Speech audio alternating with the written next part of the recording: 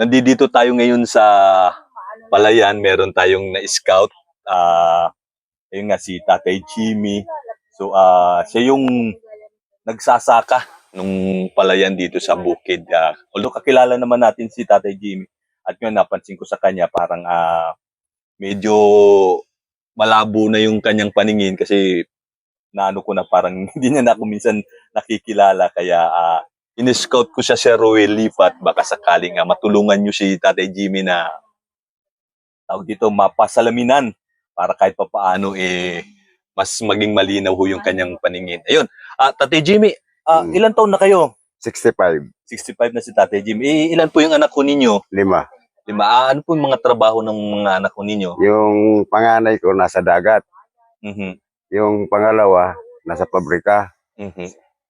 Yung pangatlo nasa construction, La Union. Sa La Union, no? Layo. Oh.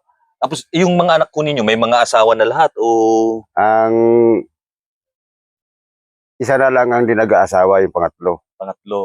Yung nasa La Union. Mhm. Pero yung iba na yan nandyan, yung panganay ko nandyan sa akin, hiwalay sa asawa. Yung pangalawa ko, yung pangalawa, hiwalay din sa asawa, nandyan din sa akin ng anak. Mhm. Kayo nag-asawa. Kumusta naman? Nagbibigay naman sila sa inyo ng ano? Tumatawag yung nanay nila pag talagang gipit kami, tumatawag yung nanay nila sa ano-ano kami dito kaya wala kaming paggastos. No. Yun, nagbibigay naman. No, yun yung kahit paano nakakatulong. Tapos ayun, matagal na ho ba kayong nagsasaka dito sa ano na to, Palayan? Dito ngayon lang ako. Noong August nito lang ako nag-impisa rito. Pero nung nakaraan taon, mga apat na taon na rin, doon ako doon sa baba doon. Sa kabila naman doon. Kabila doon, nagsawa ako, nakaano ko doon. Hindi magandang palakad doon. Oo. Naghanap kayo ng mas maano. So, ayun, ayun. Si Tatay Jimmy, may ano nga, kaso nga lang yun, may mga tawag dito. May mga asawa na halos yung anak. Yung 5, bunso ninyo, tapos yung... Yung bunso ko, may iwalay na rin sa asawa. Si Jerome, dalawa naman ng anak noon. Dalawang babae.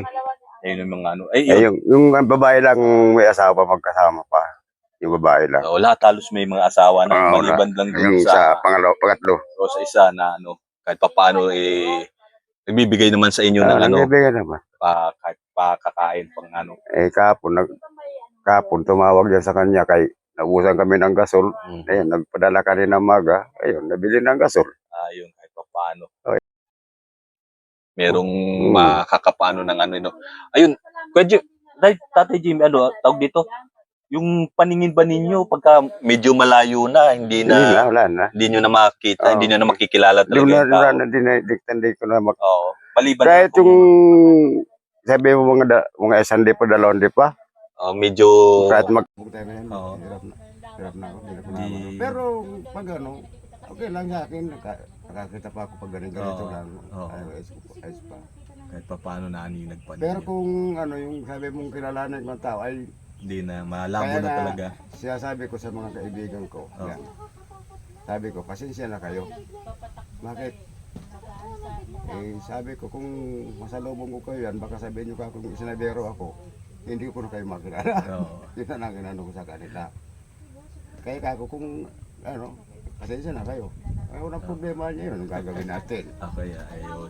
Tsaka yun, medyo napapansin ko nga talaga din sa inyo. Kaya yun, nagkaroon ng pagkakataon na matanong kita kanina kasi nga, para pagka nagkakasalubong tayo, parang pagka binabati kita, parang hindi na ganun talaga yung na ano yung ano ninyo. Sabi ko, malabo na siguro yung ano ni Tatay Jimmy, hindi na masyadong nakakakilala. Yung ano na, yung medyo yan, pag mag-alas 5:30 na, uwi na ako niyan, hindi na ako pwede dyan sa kabike. Hindi na ako pwede mag-bike dyan, lalo pag may salubong ko may ilaw, nako, hindi na problema. Pagka may ilaw, nasisilaw na kayo? Oo, hindi na, bababa na ako titigil na ako sa bike. Delikado kayo paglampas ng ilaw, ang pagkadilim-dilim.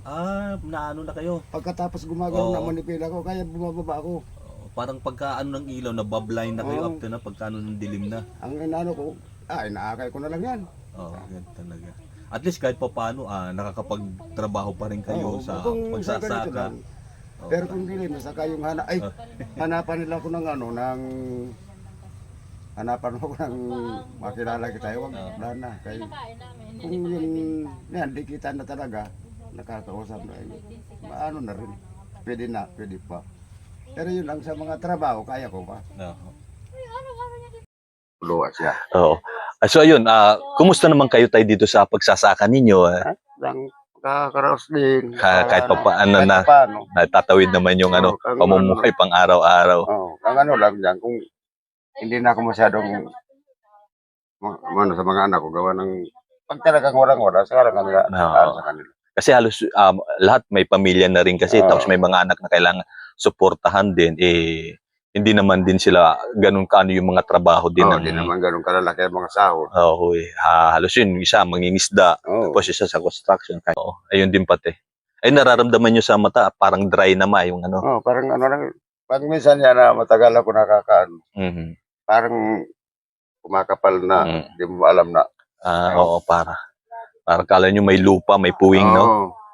Ganun nangyayari. Kaya pag minsan maalata ko, gano'n ako ng gano'n, kala ko may muta ako. Oo. Yung pala wala. So yun, Tate Jimmy, ano ka lang kay Sir Ruel, sabihin mo lang kung ano yung request mo na yun, papasalamin. Kung kung talagang karapat dapat akong tulungan, sana matulungan niyo ako kahit sa mata ko lang. Pasalamin na kung pwede. Para maginaw medyo umano-ano ang trabaho. Mas mapabilis. Mas mapano pa ninyo. Lalo pa ngayon, ang hawak ko lagi gulok. Ayun din pati, oo. Kasi nga, mamaya pag gano'n ko, kamay ko na pala So yun yun yung request ni Tatay Jimmy na mapacheck up sa mata at din sa kung kailangan talagang magpasalaming ni Tatay Jimmy, sana matulungan ninyo Sir Ruel lipat, Ma'am Luz lipat ng buong pamilya ho ninyo. So yun, maraming salamat Tatay Jimmy, at okay lang ho ba sa inyo na itong video natin na to may upload ito dun sa mga YouTube channel namin? Okay lang ho sa inyo? Problema. Sige, ayun. Hindi naman hindi naman kahawan. Buti nga yan, para marami makaalam. Gano'n kalagayan, kundi baka sakaling magkaroon pa ng merong mga magagandang loob na gusto pang kaya kasi ayun, kayo lumalaban din talaga ng parehas sa abot na makakain ninyo. Ito nga, nagsasaka pa nga kayo sa kabila ng karamdaman. Kaya, sige lang. Oo, sa ninyo. At yun, yung isa, yun. Maraming salamat, Tete Jimmy, sa ninyo.